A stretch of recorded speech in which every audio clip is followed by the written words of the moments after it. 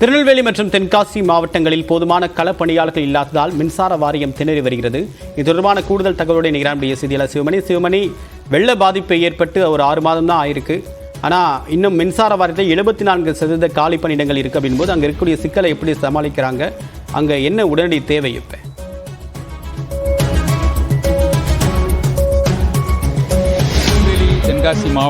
தென்காசி மாவட்டம் பிரிக்கப்பட்டாலும் திருநெல்வேலி தென்காசி மாவட்டங்களான மின் பணியாளர்கள் அப்படிங்கிறது ஒருங்கிணைந்த மின் பணியாளர்களாக தான் இருக்கிறாங்க.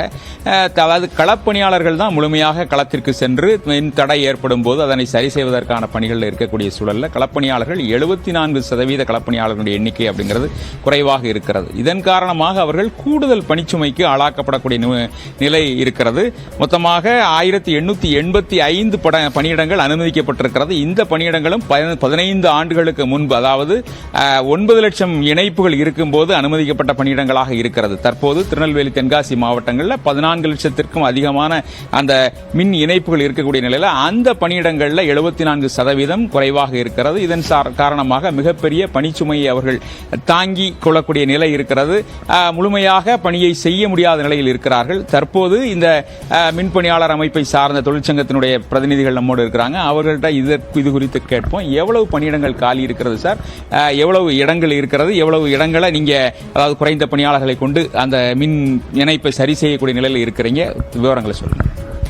அதாவது திருநெல்வேலி மின்பகிர்மான வட்டம் நெல்லை தென்காசி மாவட்டம் உள்ளடக்கிய மின்பகிர்மான வட்டம் பிரிக்காமல் இருக்குது.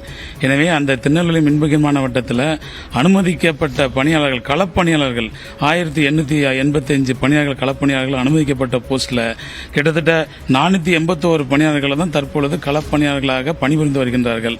கிட்டத்தட்ட ஒரு 74% பொறுத்தளவில் வேகன்சியாக இருக்கிறது.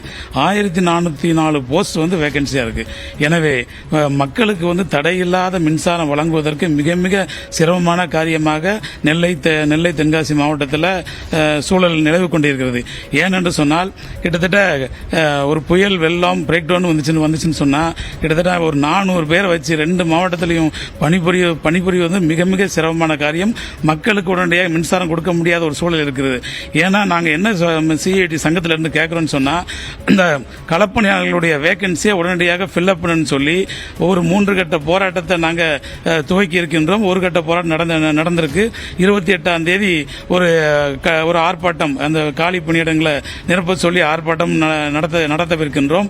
அதுவும் அரசாங்கம் செவிசாய்க்கவில்லை என்று சொன்னால் அடுத்த மாதம் 9ஆம் தேதி ஒரு காத்திருப்பு போராட்டத்தை நோக்கி நாங்கள் செல்ல வேண்டிய அவல நிலை இருக்கிறது. ஏனென்று சொன்னால் இந்த பணிச்சுமையில மன உளைச்சல்ல தொழிலாளிகள் மின் விபத்துக்களாக பாதிக்கப்படுறாங்க.